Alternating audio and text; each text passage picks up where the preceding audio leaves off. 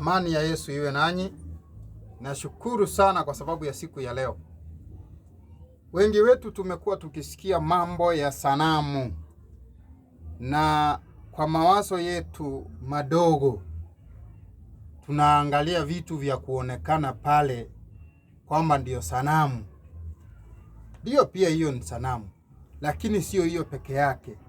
Sanamu ni chochote unaweka iwe kipaumbele badala ya Mungu.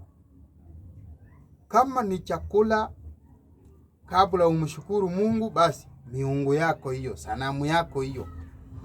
Lakini katika maandiko, wacha tusikie kama mawazo yangu yamefanana au maneno yangu. Hiki ni kitabu cha Zaburi sura ya 135 mstari wa 15. Nasema hivi: sanamu za mataifa ni fedha na dhahabu, kazi ya mikono ya wanadamu.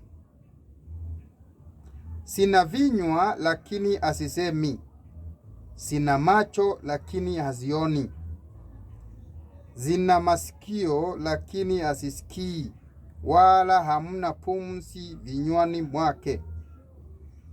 Wasifanyao watafanana nazo, na kila mmoja anayesitumainia.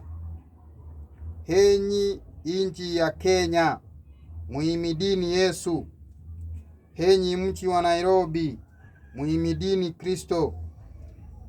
Henyi watakatifu, henyi watumishi wa Mungu, muhimidini Kristo Yesu. Henyi mnao mtafuta Yesu, muhimidini Yesu. Na ahimidiwe Kristo Yesu katika ulimwengu wote kwa wale wanaomtafuta. Amani ya Kristo iwe nanyi. Tumejifunza leo kwamba sanamu ni nini. Sanamu ni ile kitu unaweka iwe ya kwanza kabla ya Mungu. Mungu anafaa awe wa kwanza. Huo ndio ukweli.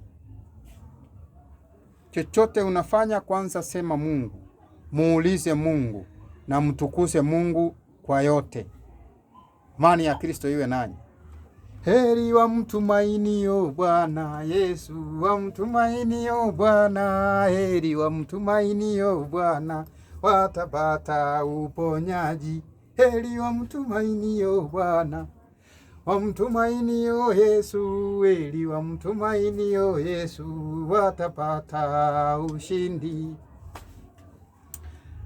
Amani ya Kristo iwe nanyi. Na pia kwa YouTube usisahau kusubscribe na kushare mambo ya Mungu.